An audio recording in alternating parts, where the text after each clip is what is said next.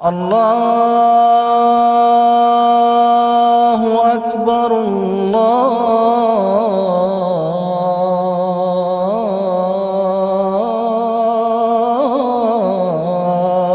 اکبر۔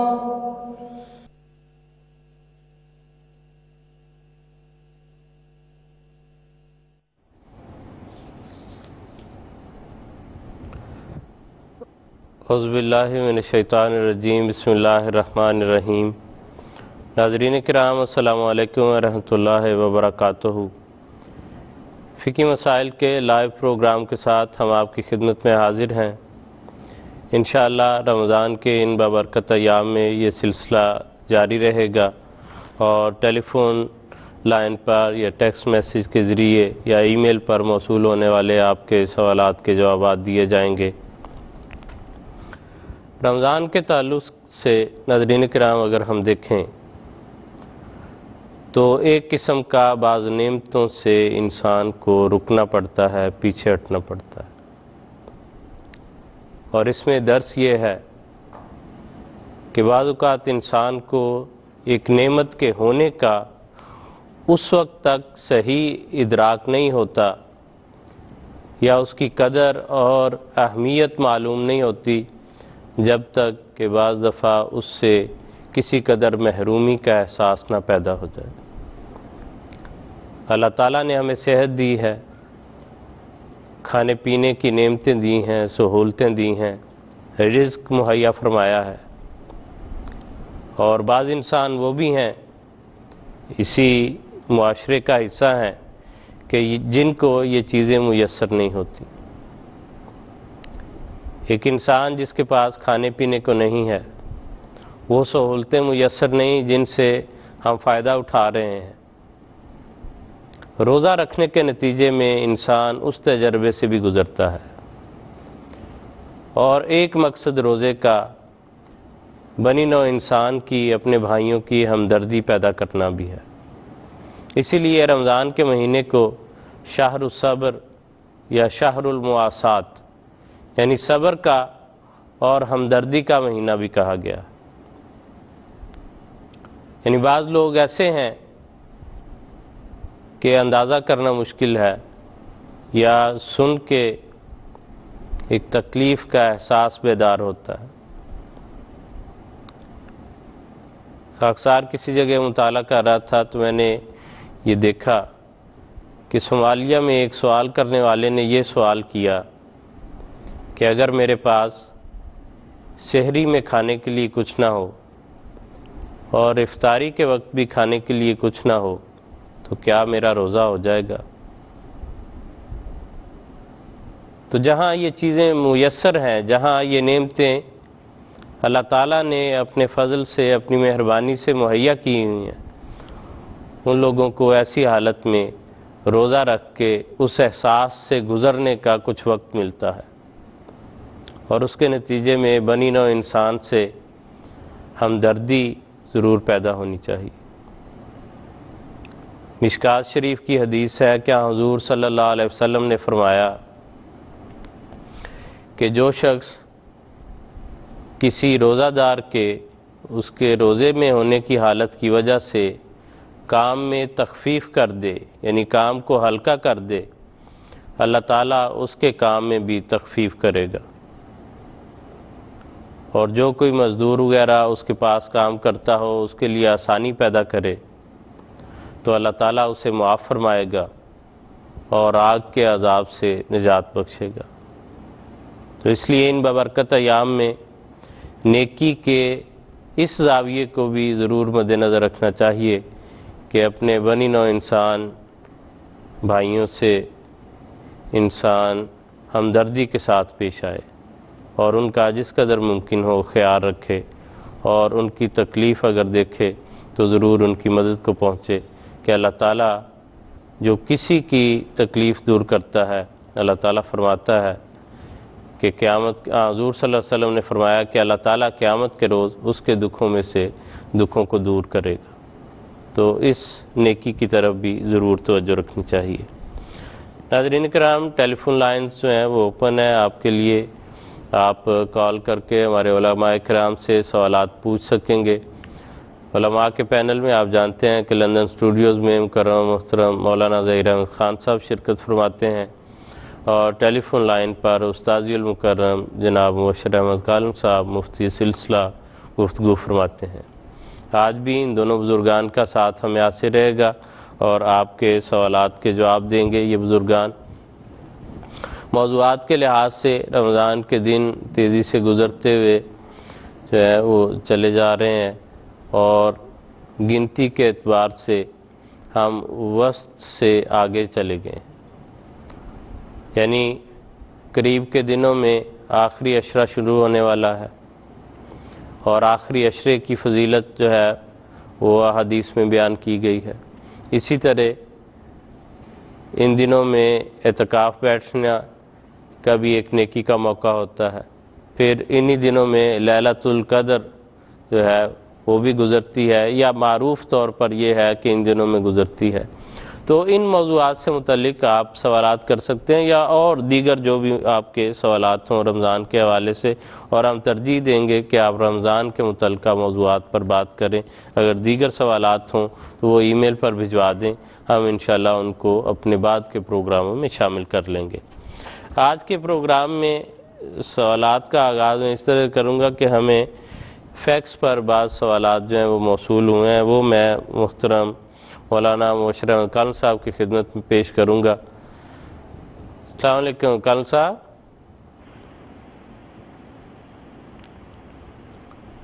السلام علیکم۔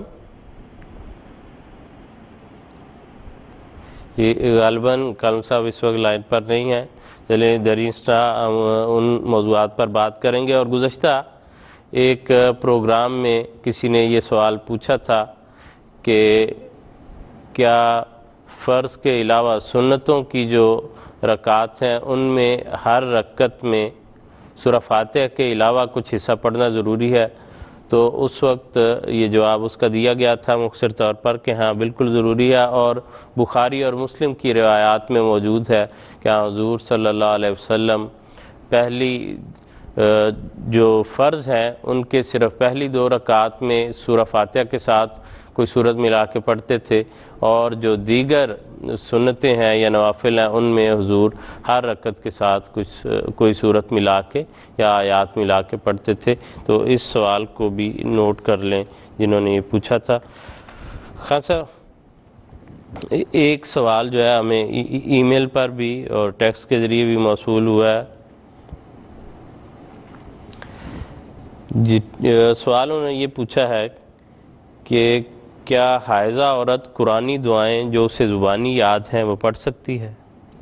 جو زبانی یاد ہیں انہیں وہ پڑھنے میں کوئی حرج نہیں ہے، کیونکہ ضرورت کے وقت حوالہ دینے کے لیے، کسی کو قرآن پڑھانے کے لیے احتیاط کرتے ہوئے کسی کپڑے میں پکڑ کے قرآن کریم کو، تاکہ تلویز سے گند نہ اسے لگ سکے، تو پڑھنے میں کوئی حرج نہیں ہے۔ لیکن ایک محترم مولانا محمد احمد صاحب جلیل فتویٰ دیا کرتے تھے، مفتی سلسلہ جو رہے ہیں ہمارے، کہ دراصل عورت کو عبادتوں سے رخصت ہے، اس لیے اس نظریے سے کہ عبادت کی غرض سے نہ وہ نماز پڑھتی ہے نہ روزہ رکھتی ہے، یہ عبادات ہیں جس سے اسے چھٹی ہے، رخصت اللہ تعالیٰ نے اس کو دی ہے اس کی سہولت کے لیے۔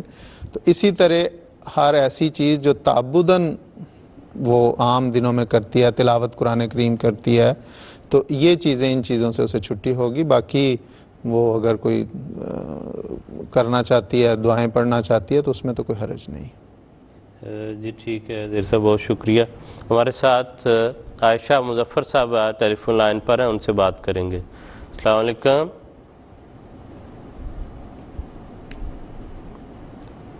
السلام علیکم۔ جی غالباً لگتا ہے ٹیلی فون لائن میں کوئی مسئلہ ہے، اس لیے ابھی کنیکٹ نہیں ہو رہا۔ خاصا ابھی جو اور سوالات ہیں ان پر بات چیت کرتے ہیں۔ ایک انہوں نے یہ پوچھا ہے سوال کہ کیا حائضہ عورت بچوں کو قرآن کریم پڑھا سکتی ہے؟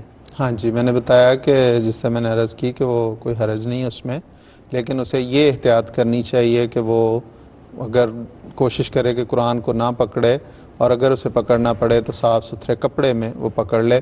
حضرت مسلم رضی اللہ تعالیٰ عنہ کا بھی یہ ارشاد ہے، حضرت خلیفۃ المسیح اول کے حوالے سے وہ بیان کرتے ہیں کہ حضرت خلیفۃ المسیح اول ان ایام میں ضرورت کے وقت قرآن کریم پڑھ لینے میں کوئی حرج نہیں سمجھتے تھے، اور حضرت مسلم رضی اللہ تعالیٰ عنہ بیان کرتے ہیں کہ اسی لیے ہمارے گھر میں سے جن عورتوں نے حضرت خلیفۃ المسیح اول سے قرآن کریم پڑھا ہے وہ ان ایام میں پڑھنے میں حرج نہیں سمجھتی، لیکن اصل میں حضرت خلیفۃ المسیح رابع کی خدمت میں مجلس افتاح میں یہ معاملہ زیر بحث لا کے حضرت صاحب کی خدمت میں پیش کیا گیا، تو اس میں بھی حضرت صاحب نے یہی فرمایا کہ اصل بات یہی ہے کہ اس کو عام نہیں کرنا چاہیے اس فتوے کو، کیونکہ عام حکم عام اصول یہی ہے کہ اس سے اس کو رخصت ہوتی ہے، اس سے اسے اجتناب کرنا چاہیے، کیونکہ ہائیجین گندگی یا اس قسم کا خطرہ ہوتا ہے، بے احتیاطی ہو سکتی ہے، اس لیے حضرت خلیفۃ المسیح رابع رحمہ اللہ نے بھی یہی فرمایا کہ احتیاط بہتر ہے۔ جی ٹھیک ہے زیر صاحب، بہت شکریہ، جزاکم اللہ احسن الجزا۔ ابھی ہم کالر سے بات کریں گے، وردہ صاحبہ ہمارے ساتھ ٹیلی فون لائن پر ہیں۔ میرا سوال یہ ہے کہ اگر کسی کا چندہ کلیئر کرنے والا ہو اور رمضان کے مہینے میں روزے نہ رکھنے کی وجہ سے فدیہ بھی دینا ہو، تو اس صورت میں چندہ دینا چاہیے یا فدیہ پہلے کلیئر کرنا چاہیے؟ جی ٹھیک ہے، بہت شکریہ، جزاکم اللہ۔ ابھی کالم صاحب سے بات کرنے کی کوشش کرتے ہیں۔ السلام علیکم کالم صاحب۔ وعلیکم السلام ورحمۃ اللہ۔ ابھی ایک خاتون کالر وردہ صاحب ہمارے ساتھ تھی، انہوں نے پوچھا کہ اگر روزے نہ رکھنے کی وجہ سے فدیہ دینا واجب ہو اور انسان کا چندہ بھی بقایا ہو، تو رمضان کے مہینے میں کیا اسے پہلے فدیہ دینا چاہیے یا چندہ دینا چاہیے؟ چندے کی ادائیگی کے لیے تو پورے سال کی مدت موجود ہے، اور رمضان کا فدیہ تو صرف رمضان کے اندر ہی ادا کرنا ہے۔ اس لیے اگر کسی انسان کی مالی حیثیت یہ ہو کہ وہ یا فدیہ کی ادائیگی کر سکتا ہے یا چندہ کی، تو پھر وہ سب سے پہلے فدیہ رمضان کی ادائیگی کرے۔ جی ٹھیک ہے، جی ٹھیک ہے، بہت شکریہ، جزاکم اللہ احسن الجزا۔ اگلے کالر سے بات کریں گے، ہمارے ساتھ احسان صاحب ٹیلی فون لائن پر ہیں۔ السلام علیکم۔ السلام علیکم ورحمۃ اللہ وبرکاتہ۔ وعلیکم السلام ورحمۃ اللہ۔ سر میرے دو سوال ہیں۔ جی ایک تو یہ ہے کہ جو مرد اور عورت اولاد کے لیے دوا کھا رہے ہیں، جیسے عورت اچھا کی دوا کھاتی ہے 2 سال 2.5 سال اس کو بتاتے ہیں کھانے کے لیے، اور یہ دوا صبح اور شام کھانی ہے، تو کیا ایسے مرد اور عورت مریض کے زمرے میں آئیں گے؟ جی ٹھیک۔ اور دوسرا میرا سوال یہ ہے کہ جو مکہ مکرمہ اور مدینہ المنورہ ہم جاتے ہیں اور وہاں ایک دن اگر ہمارا قیام ہے، وہ کہ ہم مسافر ہوتے ہیں، ایک دن اگر ہم نے وہاں قیام کرنا ہے تو قیام والے دن ہم نے روزہ رکھنا ہوگا؟ جی ٹھیک ہے احسان صاحب، ابھی اس پر گفتگو کریں گے، بہت شکریہ آپ کی کال کا۔ جی زیر صاحب کہ صبح و شام دوائی کھانی پڑتی ہے، ایک لمبا علاج ہے کسی مقصد کے لیے، اگر تو ایسی صورت ہو سکتی ہے کہ وہ صبح سے، کیونکہ کوئی ایسی بیماری یہ نہیں ہے جس میں کہ وہ مریض شمار ہوں، لہٰذا اگر تو انہوں نے اس غرض سے کوئی ایسا علاج چل رہا ہے جس میں اولاد کے لیے ہے، تو وہ اگر صبح اور شام سحری کے وقت اور افطاری کے وقت کھا سکتے ہیں تو کوئی حرج کی بات نہیں، کھا لیں تو روزہ بھی رکھ لیں۔ اگر ڈاکٹر نے منع نہیں کیا کہ اگر آپ روزہ رکھیں گے تو اس جس غرض کے لیے آپ یہ دوائی کھا رہے ہیں اس پہ اثر ہوگا، تو اگر ڈاکٹر یہ کہتا ہے تو پھر وہ چونکہ یہ بھی اللہ تعالیٰ کا ایک حکم ہے، حضور صلی اللہ علیہ وسلم نے بھی فرمایا کہ ایسی عورتوں سے شادی کرو جو اولاد پیدا کرنے والی ہوں، محبت کرنے والی ہوں، تو صلی اللہ علیہ وسلم نے فرمایا یہ بھی ایک اللہ تعالیٰ کی نعمت ہے، اس لیے اگر علاج چل رہا ہے تو وہ میرے نزدیک تو وہ مریض کے زمرے میں ہی آتی ہیں، لیکن زیادہ بہتر یہ ہے کہ محترم مفتی صاحب سے اس بارے میں رہنمائی لی جائے۔ جی ٹھیک ہے، چلیں ان سے بھی ابھی اس بارے میں بات کر لیتے ہیں۔ دوسرا حصہ جو تھا ان کے سوال کا کہ وہ تو مکہ اور مدینہ میں اگر ایک دن قیام ہے، مسافر ہی شمار ہوں گے اور روزہ نہیں رکھیں گے۔ جی ٹھیک ہے، السلام علیکم۔ ابھی کالم صاحب سے بات کریں گے، ایک دو سوالات جو پہلے ہم نے کوشش کی تھی اس کے متعلق بھی بات کریں گے، اور ابھی جو بات ہو رہی تھی اس پر بھی کالم صاحب سے پوچھیں گے۔ السلام علیکم کالم صاحب۔ السلام ورحمۃ اللہ۔ مول صاحب ابھی بات ہو رہی تھی کہ ایک کالر جو ہے انہوں نے پوچھا کہ 2-2.5 سال سے 18 کی دوائی کھا رہے ہیں اور دونوں اس علاج میں میاں بیوی دونوں کو یہ ہدایت ہے ڈاکٹر کی طرف سے، تو کہتے ہیں کیا وہ اس صورت میں مریض کے زمرے میں آئیں گے؟ مریض تو ہیں، لیکن روزہ کے اعتبار سے مریض 2 قسم کے۔ اگر کوئی ایسی بیماری ہو جسے روزہ رکھنے کے نتیجے میں نقصان پہنچتا ہو اور اس بیماری میں اضافہ ہوتا ہو، تو پھر ایسا مریض اس بیماری کے دوران جب تک اس بیماری سے شفا یاب نہیں ہوتا روزہ نہیں رکھتا۔ لیکن اگر کسی مریض کو کوئی ایسی بیماری ہے جسے روزہ رکھنے کے نتیجے میں کوئی نقصان نہیں ہوتا، تو پھر وہ مریض ایسی بیماری کے دوران روزہ رکھے گا۔ جی ٹھیک ہے مول صاحب، ایک اور سوال ہم نے شروع میں آپ سے پوچھنے کی کوشش کی تھی کہ جیسے جیسے جدید ٹیکنالوجی آ رہی ہے اس کے ساتھ کئی سوالات بھی جنم لیتے ہیں۔ ایک سوال ہمیں فیکس پر موصول ہوا ہے کہ کیا حائضہ عورت انٹرنیٹ پر قرآن کریم پڑھ سکتی ہے؟ جیسا کہ ابھی محترم ظہیر صاحب بتا رہے تھے کہ پڑھ سکتی ہے۔ جی ٹھیک ہے مول صاحب۔ قرآن کریم کو ہاتھ نہیں لگانا، اور اگر مجبوراً پکڑنا ہی پڑے تو پھر دوپٹہ یا رومال یا کسی کے اوپر سے پکڑنا۔ جی ٹھیک ہے کالم صاحب، بہت شکریہ، جزاکم اللہ۔ ابھی مرزا انور صاحب ہمارے ساتھ ہیں ٹیلی فون لائن پر، ان سے بات کریں گے۔ السلام علیکم۔ جی السلام علیکم ورحمۃ اللہ۔ وعلیکم السلام ورحمۃ اللہ۔ میرے 2 سوال ہیں مختصراً، ایک تو کچھ شاید اس کا جواب مل ہی گیا ہے، کیا فدیہ کا ثواب اور روزے رکھنے کا ثواب برابر ہے یا فدیہ کا ثواب ایکچوئل روزے رکھنے سے کم ہے؟ یہ سوال ایک ہے۔ دوسرا سوال میرا یہ ہے کہ جس طرح پہلے فرمایا گیا یا الذین آمنوا کتب علیکم الصیام کما کتب علی الذین من قبلکم لعلکم تتقون، کیا ہم جو اسلام میں روزے رکھتے ہیں گزشتہ اہل کتاب جو جس کا ذکر کیا گیا کہ ان کے روزے بھی اسی طرح تھے یا ہم سے مختلف تھے؟ جزاک اللہ۔ جی ٹھیک ہے میرے صاحب، ابھی اس پر بات کرتے ہیں۔ فدیہ اور روزے کا ثواب، جہاں تک ثواب کا تعلق ہے اس کا فیصلہ تو اللہ تعالیٰ فرماتا ہے کس کو کتنا ثواب دینا ہے۔ ایک نیکی کا کسی کو وہ 1 نیکی کے برابر ثواب دیتا ہے، کسی کو 10 گنا دیتا ہے، اور جس وہ مالک ہے جس طرح چاہے۔ باقی جہاں تک اس بات کا تعلق ہے کہ اس خدا نے جس نے یہ تعلیم اتاری، اس نے کہا کہ جو مجبور ہیں، جو بیمار ہیں، جو دائمی مرض میں مبتلا ہیں، وہ روزہ نہیں رکھ سکتے اور وہ فدیہ دیتے ہیں۔ اور بعض حضرت مسیح علیہ السلام نے فرمایا کہ جو عارضی وقتی بیمار ہیں یا مسافر ہیں، وہ بھی اللہ تعالیٰ کے اس نعمت سے محروم ہونے کے لیے جو فدیہ دیتے ہیں شکرانے کے طور پہ کہ اللہ تعالیٰ ہمیں جلد تو اس مجبوری سے نجات دے تاکہ ہم یہ روزے رکھیں، تو فدیے کا ثواب تو اسی طرح ہے۔ دراصل وہ اس کا ایک متبادل ہے، باقی ثواب کتنا ثواب زیادہ یا کم یہ اللہ تعالیٰ اس کا فیصلہ کرتا ہے کہ کس کو کتنا ملتا ہے۔ باقی اسی نے کہا کہ اگر روزہ رکھتے ہو تو ثواب ملے گا، اگر کوئی روزہ نہیں رکھ سکتا وہ مجبور ہے تو وہ فدیہ دے دے تو وہ اس کی طرف سے کفایت کر جاتا ہے، اور اللہ تعالیٰ نیتوں کے مطابق جو ہے وہ سلوک فرماتا ہے۔ یہ ٹھیک ہے زیر صاحب، ہمارے پاس 10 منٹ ہیں، ابھی جو باقی کالر ہیں ان سے بات کرنے کی کوشش کرتے ہیں۔ عائشہ مظفر صاحبہ، السلام علیکم۔ السلام علیکم، عائشہ صاحبہ ہیں ہمارے ساتھ؟ جی ہاں جی، السلام علیکم۔ وعلیکم السلام ورحمۃ اللہ۔ جی السلام علیکم. میرا 2 سوال ہیں. اصل میں ہم لوگ کینیڈا کے انتہائی نارتھ علاقے میں رہتے ہیں اور یہاں گرمیوں میں آج کل سورج غروب نہیں ہوتا. رات کو 1-2 بجے کے قریب ہلکا سا اندھیرا ہو جاتا ہے.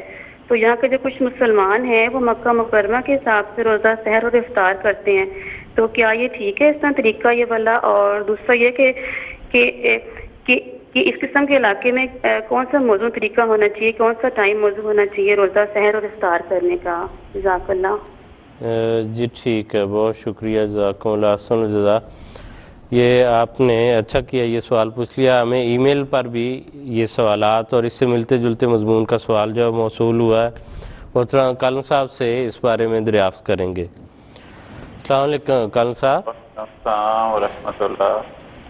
ابھی خاتون کالر عائشہ مظفر صاحبہ کینیڈا سے ہمارے ساتھ تھیں. انہوں نے یہ سوال پوچھا ہے کہ کینیڈا کے وہ کہتی ہیں انتہائی نارتھ میں ہم رہتے ہیں اور وہاں سورج ایک لحاظ سے سمجھ لے غروب ہی نہیں ہوتا, رات کو 1 بجے قریب ہلکا سا اندھیرا ہو جاتا ہے.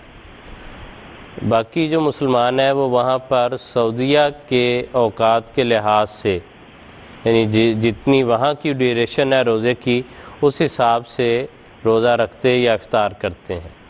تو کہتی ہیں کہ ایسے علاقوں میں کیا کرنا چاہیے. اور دوسرا طاہرہ ارشد صاحبہ کی طرف سے ہمیں ای میل پر یہ سوال موصول ہوا تھا, انہوں نے بھی اسی طرح کا مضمون بیان کیا ہے اور وہ کہتی ہیں کہ اسکینڈینیوین کنٹریز وہاں پر آج کل جو ہے وہ سورج طلوع ہو کے غروب ہونے تک تقریباً 21 گھنٹے کا وقت لگتا ہے اور رات 3 گھنٹے کی ہوتی ہے. تو ایسے علاقوں میں روزے کے متعلق کیا حکم ہے؟ جی ایسے علاقے شریعت نے روزے کے بارے میں فرمایا ہے کہ عشاء کی نماز اور فجر کی نماز کے درمیان رات تاریکی حائل ہونی چاہیے. اور پھر فرمایا کہ سحری کے وقت کھاؤ اور پیو یہاں تک کہ فجر کے وقت سفید دھاری اور سیاہ دھاری آپس میں جدا جدا ہو جائے.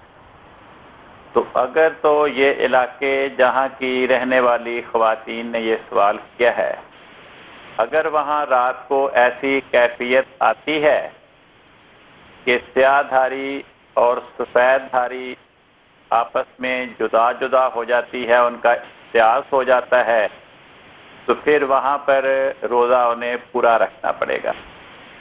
اور اگر کوئی ایسا علاقہ ہے اور بعض علاقے ایسے ہیں جہاں شفق ختم ہی نہیں ہوتی اور سفید اور سیاہ دھاری کا وہاں پہ وقوع ہی نہیں ہوتا, تو پھر ان لوگوں کو حضرت رسول پاک صلی اللہ علیہ وسلم نے فرمایا کہ وہ اندازہ کریں. اب اندازے کے لیے یہ کہنا کہ مکہ مکرمہ کے اوقات کے مطابق اندازہ ہو, اگر مکہ مکرمہ میں اس دن رمضان ہو ہی نہ اور یہ علاقے جہاں سے سوالات آئے ہیں ان علاقوں میں رمضان ہو چکا ہو, تو وہ اس پر کیسے قیاس کریں گے؟ اس لیے اتنی دور کے علاقے کا قیاس مناسب نہیں.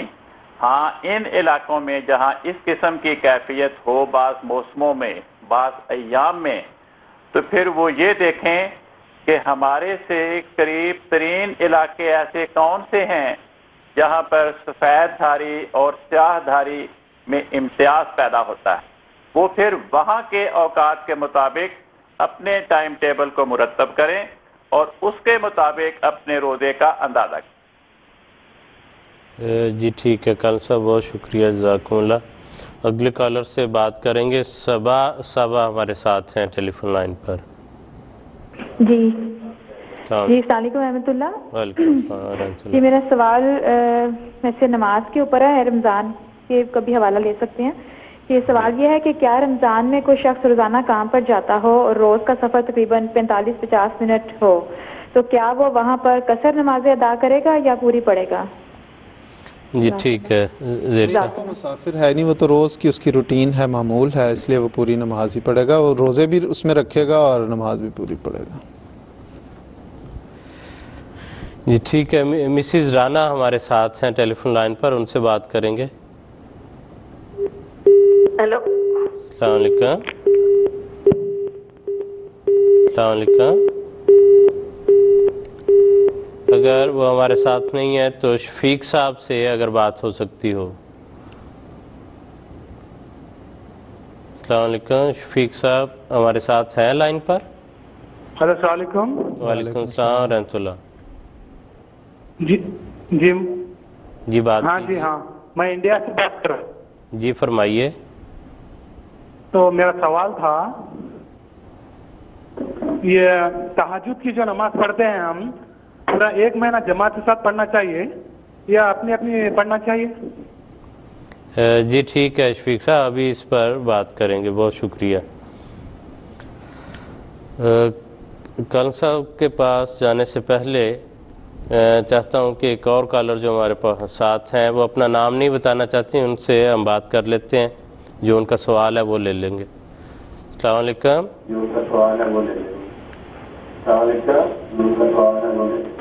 ٹی وی کی آواز پلیز بند. السلام علیکم. وعلیکم السلام ورحمۃ اللہ. میں نے پوچھنا کہ جو عید کے بعد جو روزے ہوتے ہیں اگر آپ نے رمضان میں مس کیے ہیں تو وہ اس میں شامل ہو جاتے ہیں یا وہ علیحدہ علیحدہ سے رکھنے پڑتے ہیں؟ اور روزے کے دوران اگر پیریڈ ہو جائے تو پھر وہ روزہ آٹومیٹکلی ٹوٹ جاتا ہے یا وہ اور کھا پی سکتے ہیں یا رمضان کے درمیان کیا ہو؟ سوری آپ آخری حصہ جو رپیٹ کر دیں، سمجھ نہیں آئی.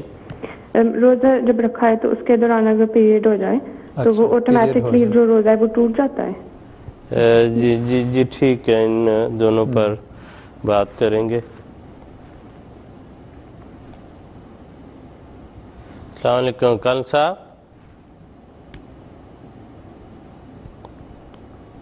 السلام علیکم. کل صاحب